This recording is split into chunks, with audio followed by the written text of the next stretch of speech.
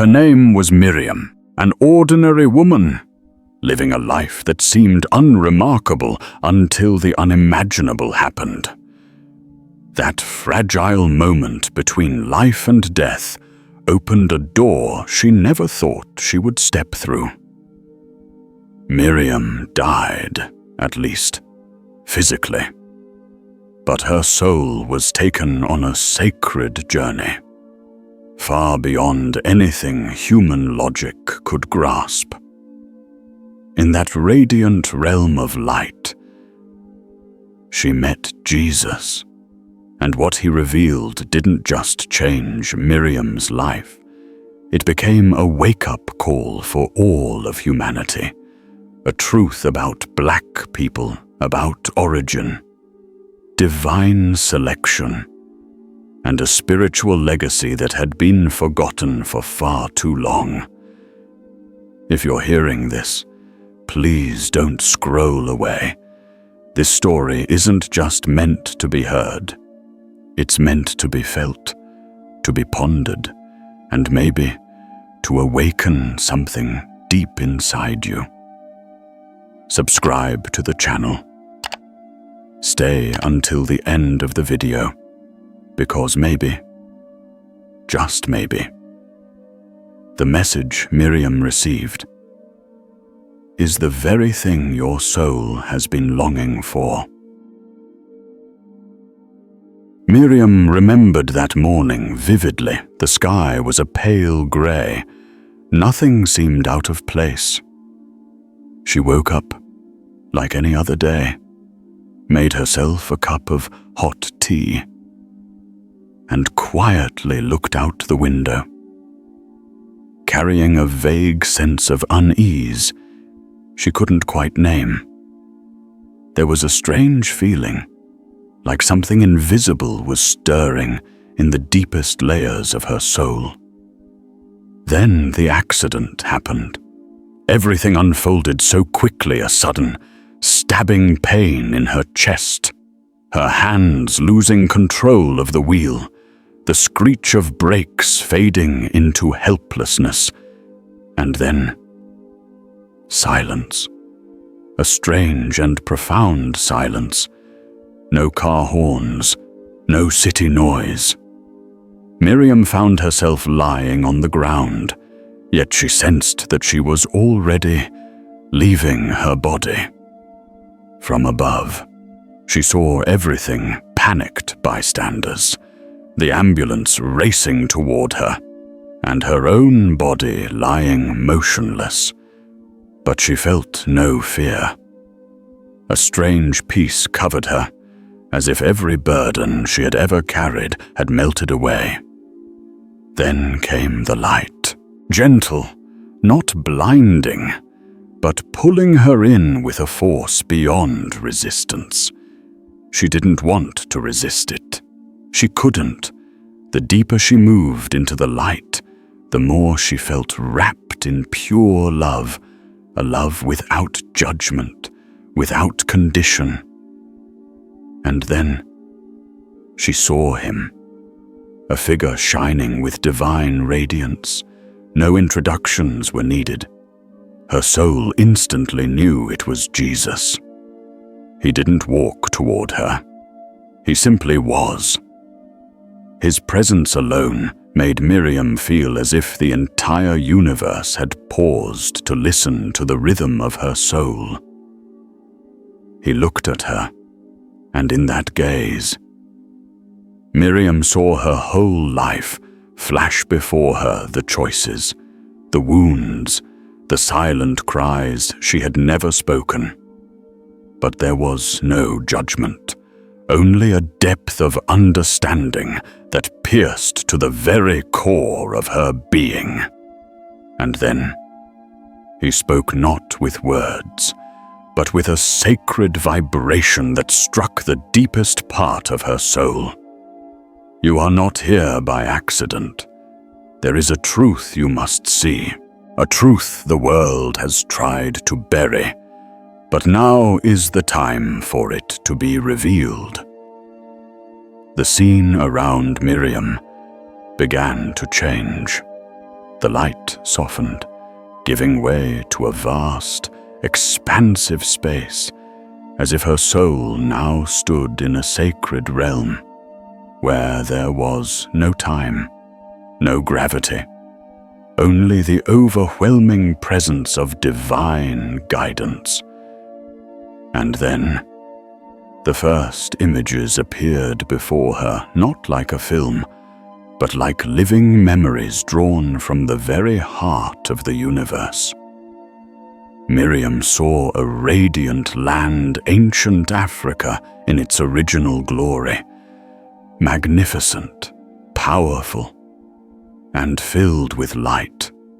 She saw ancient cities, majestic and noble, where people lived in harmony with heaven and earth. Black people appeared proud, dignified, carrying a wisdom not learned from books, but birthed from deep spiritual intuition. They were not just people, they were the chosen. Jesus looked at Miriam, his eyes both firm and full of love.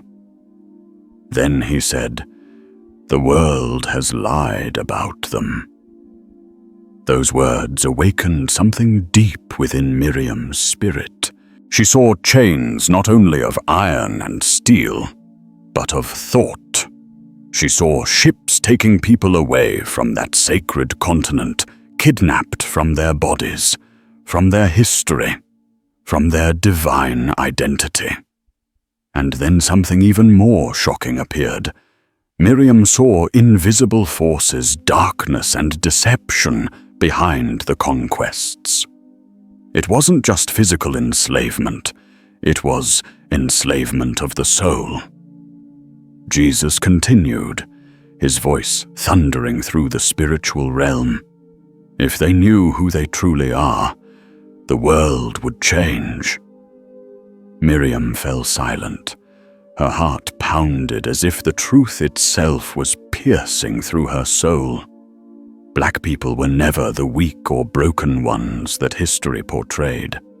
They carried a heavenly inheritance, once spoke directly with the divine, and stood as a bridge between the spiritual and the physical world, and that was why they were targeted, erased, forgotten, rewritten.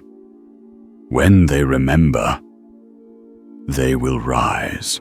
And when they rise, they will lead a global spiritual awakening. Jesus spoke to Miriam again, his voice now soft, like a breeze.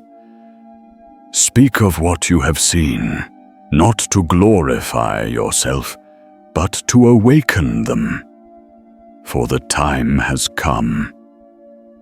Miriam couldn't take her eyes off what was unfolding before her. The images moved like living paintings made of light, yet they didn't pass through her mind, but struck directly into her soul. She saw the first black people not as history had told it. They weren't wandering through deserts or living primitive lives. No, they were spiritual masters, prophets, high priests, and guardians of heavenly gates. They didn't learn of God through books, they heard his voice in the wind, saw his signs in the stars, felt his breath in the heartbeat of the earth. They once held the mysteries of life, sacred energy, and the divine connection between heaven and humanity, truths that modern man still struggles to grasp. Jesus stretched out his hand, pointing toward that land, and said to Miriam, "They are the gatekeepers, the ones who guard heaven's frequency on earth." Suddenly, Miriam saw circles of people in prayer, but not like in churches. They prayed with breath, with movement, with drums that struck straight into the soul. They created holy frequencies, connecting humanity to God without intermediaries. They once lived in perfect harmony between the material and the spiritual. Jesus said, "Because they remembered how heaven once touched the earth through them." Miriam saw the men tall, powerful, yet radiant. They were warriors of light, fighting not just with swords, but with their very presence. She saw the women divine mothers of the land, birthing life and protecting the soul of their people. Each black soul bore a cosmic imprint, but over time, that truth was twisted, buried, and defiled. She saw the dark forces quietly interfering through education, religion, and media, convincing them to forget who they were and instead believe they were inferior, unworthy, merely victims of history. That is spiritual imprisonment, Jesus said, his eyes heavy with sorrow. When the enemy could not destroy them with swords, he sought to make them doubt themselves. Tears welled up in Miriam's eyes, not from pity, but from a deep and holy reverence. She saw that through centuries of oppression, black people never lost the light within them. Though enslaved, discriminated against, and abused, their souls still sang, still prayed, still carried the rhythm of heaven. And then, Miriam saw a new generation rising, young black men and women, eyes awakened, hearts burning like fire. They didn't come for revenge, but to restore truth, reclaim their sacred identity, and lead the world into a great spiritual awakening. Jesus declared, "When they remember who they are, they won't ask for permission to rise. They will rise because heaven has appointed the day." Miriam stood there, suspended between two worlds. On one side, the radiant light of heaven; on the other, vivid images of a people rising.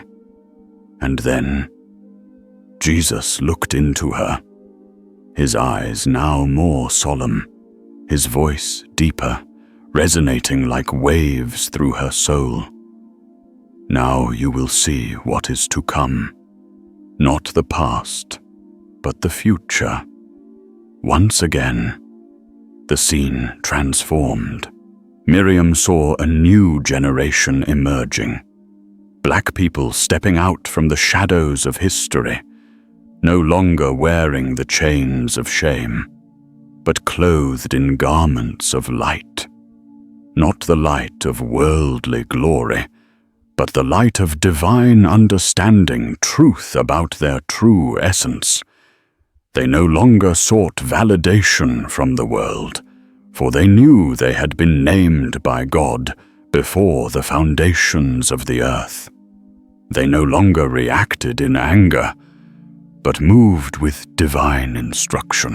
Miriam saw them as modern-day prophets, walking through a broken world, carrying spiritual discernment, heavenly wisdom, and the fire of awakening. "I have spoken through them," said the Lord, "and in the last days they will no longer be hidden, they will speak." Miriam saw them rise not into the halls of worldly power, but into the spiritual realms where the real battles are waged. They weren't just preaching, they were unlocking hidden mysteries, awakening sleeping souls, and restoring spiritual balance to a world in chaos. They did not come to compete for position, but to open the gates between heaven and earth. In their hands were the songs of the ancestors, the sacred symbols once thought lost, and heavenly codes woven into their blood, their drums, their voices. Each of them was a living prophecy. The world may call them the minority, Jesus said, but heaven calls them the chosen. And when they step into their rightful place, the other nations will find their voice through them. And then Miriam saw the lands that had long been pushed to the margins: Africa, the Caribbean, South America, and forgotten communities begin to shine. From these places, young prophets rose, speaking with authority, healing with presence, melting mental chains with words anointed by heaven. Not everyone would understand them, but the spirit realm would fear them. They don't need to imitate the religions of the world, the Lord said, because they are the original current. They didn't come to create a new religion, but to restore what has been lost. Miriam felt a shift in the atmosphere, not panic, but a deep trembling, as if a wave of restoration was approaching. The prophetic voices no longer echoed from grand cathedrals, but from villages, street corners, forgotten neighborhoods, and standing at the center of it all, black people once silenced had now become the resounding voice of God in the final days. But as soon as Miriam witnessed the light rising, she also felt something else, a cold presence quietly creeping into the sacred space. Jesus said nothing at first, but his eyes sharpened, and then he spoke, his voice dropping like a warning bell across eternity. When the light returns, the darkness will not stay silent. Instantly, Miriam saw movement from another dimension, a low-frequency realm, thick and shadowy. The entities there had no human form, but possessed intellect, strategy, and organization. They didn't operate through brute force, but through a kind of seductive cleverness. She saw meeting rooms, systems, and strategies being drawn up not by humans, but by spiritual forces of darkness working through humanity. Their objective was crystal clear: to stop black people from remembering who they truly are. If they awaken, the system of lies will collapse. A voice echoed from within the darkness. It wasn't quite human. It was the chilling resonance of layered demonic intelligences speaking in unison. Miriam saw them manipulating the media, rewriting history books, and constructing false images of black identity, painting them as violent, disordered, and disconnected. But worse still, they planted seeds of self-doubt deep within black souls. Jesus reached out his hand and showed Miriam a heart-breaking vision: black people, called to be prophets, drowned by ridicule, rejection even from their own communities. They cannot strip their identity. The Lord said, so they sow fear, division, and convince them to reject themselves. Miriam saw radiant souls, those carrying divine assignments, surrounded by depression, addiction, and internal conflict. The darkness could not extinguish the light, but it could make the light forget it ever shined. Then she saw a massive campaign, a spiritual attack masked as culture, politics, and entertainment. The forces of darkness had erected false icons, soulless celebrities to distract the next generation. Everything was calculated to turn black people away from their sacred origin, from their heavenly inheritance. They fear the prophet's rising, the Lord said, because true prophecy has the power to shatter the global structures of deception. Miriam shivered. She saw that the darkness did not act out of hatred, but out of fear. A deep, ancient fear that if black people reclaimed their divine authority, the kingdom of lies would be utterly destroyed. And that is why the battle would not be easy. Not everyone would want to hear the truth. Not everyone would be ready to awaken. But the Lord declared, the light within them is greater than any darkness outside. The light began to fade. The visions drew back, like a scroll being rolled shut. But Miriam could feel it.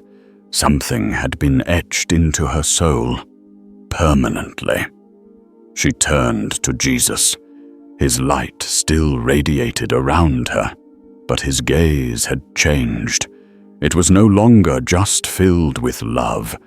It was the gaze of a commander entrusting a sacred mission. Lord, I don't want to leave this place, Miriam whispered, her voice trembling. This place feels like home. He drew closer not by walking, but by his overwhelming presence enveloping her. Then he spoke gentle, but impossible to refuse. You have seen. You cannot stay. The world needs the truth you were given. Miriam felt the weight of it. He did not force her, but he entrusted her with an honor and a burden. A calling. It won't be easy. He said, you will be mocked, misunderstood, even isolated. But light does not need to be accepted to be true. It only needs to shine. Miriam saw glimpses of what was to come. Family members doubting her, friends pulling away. Even Christians turning their backs on her because the revelation she carried didn't fit the theology they were comfortable with. She saw herself being labeled fanatic, delusional, reverse racist, or worse, a madwoman. But through it all, she stood because behind her was the one who gave the revelation. Jesus placed his hand upon her shoulder. A peace unlike anything she had ever known filled her being. You were not chosen because you are strong, he said. You were chosen because you were willing to listen and to obey, even when no one else would believe. The heavens trembled softly. A sound rose like the chorus of 1,000 souls not sad, not joyful, but solemn, sacred, and filled with authority. Then the Lord spoke his final words. Go, Miriam, tell it all. Not to become famous, not to be loved, but so they remember who they are. And when even one remembers, the whole world will begin to change. In an instant, a stream of light surged through Miriam like a current of living fire. She felt herself being pulled back away from the light, away from the peace falling like a drop of water through the fabric of space. She gasped awake. The beeping of the heart monitor, the white hospital lights, the hushed, anxious voices of loved ones nearby. Miriam had returned, but she was no longer the same. She carried within her a holy fire and a truth that could not be left unspoken. She lay still for a while, feeling her heart beating, but no longer to the old rhythm. Something had awakened within her, a new force, deeper than blood, stronger than breath. Miriam's eyes no longer held the haze or fear they did before the accident.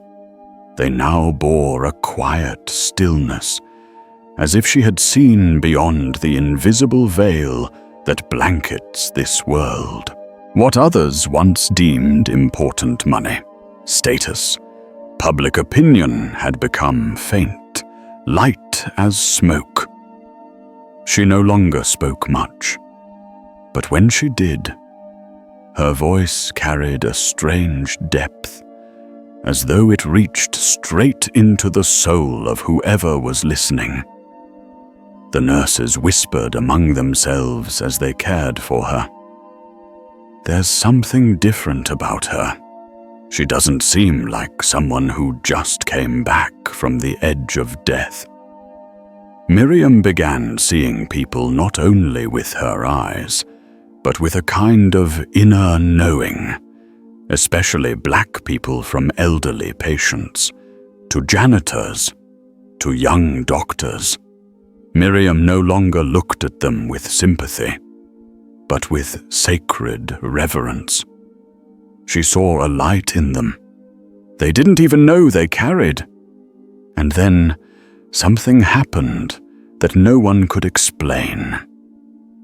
Black children began approaching her and crying, not from fear, but because they sensed something in Miriam that words could not describe. A child, maybe 6 years old, the grandchild of a patient in the same room, walked up to her, gently placed his tiny hand on hers, and whispered, "You're one of the ones who knows." Miriam wasn't surprised. She bowed her head and wept, not out of emotion, but out of confirmation. Though just a child, his soul had recognized the current of light now flowing within her. From that moment on, everyone who came near Miriam left with something, a sense of peace, a new question, a feeling as if they had passed through a sacred gate. She wrote down everything she had seen, but she didn't rush to publish it. Miriam knew truth is not meant to be paraded, but entrusted at the right time, like a flame lit within hearts that have long gone dry. In the days that followed, though still physically weak, she began to radically change her way of living, eating simply, praying deeply, rising early to write in silence. Every moment was intentional. She no longer acted out of habit, but out of guidance. She was no longer just living, she was being sent. After returning home from the hospital, her body still tired, but her soul burned like fire. She couldn't stay silent, not because she wanted to be heard, but because something inside her was pushing like a spiritual labor pain, pressing from within. Each night, she sat alone in her small room, soft amber light spilling onto the pages. Miriam began to write, not as if recalling a story, but as if she were transcribing heavenly declarations delivered straight from the throne of God. After a week, she decided to post the first piece on social media. It wasn't long, just a simple video. A middle-aged woman sitting in front of a camera, her gaze calm and steady. And then she spoke. I died. And I met Jesus. He showed me a truth that this world has tried to forget, especially about black people. If you are black, this is for you. And if you are not, this is still for you, so you can understand a piece of the global restoration that is already unfolding. No music, no effects, just truth spoken in a voice the soul could not ignore. At first, just a few dozen views, then a few hundred, then thousands, and like a spark catching dry wood, the video spread like wildfire. Not because everyone believed, but because everyone felt.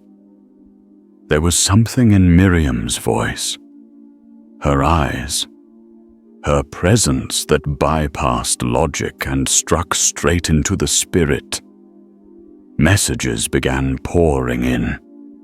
I've never heard this before, but somehow it feels right. You're saying what I've always felt since I was a child, but no one dared to confirm. How do you know the things I've dreamed about, even though we've never met? But alongside the resonance came the resistance. Some accused her of sowing division. Others claimed she was hallucinating after the trauma. A well-known pastor publicly denounced her message as false doctrine. Others hurled insults in the comment section. She began receiving strange emails. No name, no sender address, just a single line. Stay quiet. This is bigger than you know. Her phone suddenly shut off. Several video clips she had recorded about her experience vanished without a trace. Others uploaded with distorted sound or corrupted visuals. One night, she woke up to a whisper right beside her ear. Stop speaking. She trembled. There was no one in the room, but no one doesn't mean nothing. Miriam sat up, clutching her Bible tightly. She knew this was no longer about telling a story. This was war. And though fear crept in, she remembered the look in Jesus' eyes and what he had said. When they hear you, they are not hearing you. They are hearing me. Miriam was no longer the ordinary woman the world once knew. She didn't become famous. She didn't build a spiritual brand. But wherever truth was needed, she showed up. Wherever souls were asleep, her words stirred them. She didn't preach. She reminded. She reminded the world that being black is not just an ethnicity. It's a prophetic lineage. She reminded people that the oppression black people have endured was never because they were less than, but because they carried the very light that darkness fears most, the original divine light. She didn't argue. She didn't fight anyone. She simply spoke what had been engraved on her heart by the one who called her back, and then sent her out. And now she offers this message not with anger, but with unconditional love. If you are black, remember, not to boast, but to rise, not to confront, but to restore, not to become somebody in this world, but to return to the place you were chosen to stand before the foundations of the earth were ever laid. If you are not black, do not fear this rising. This is not division.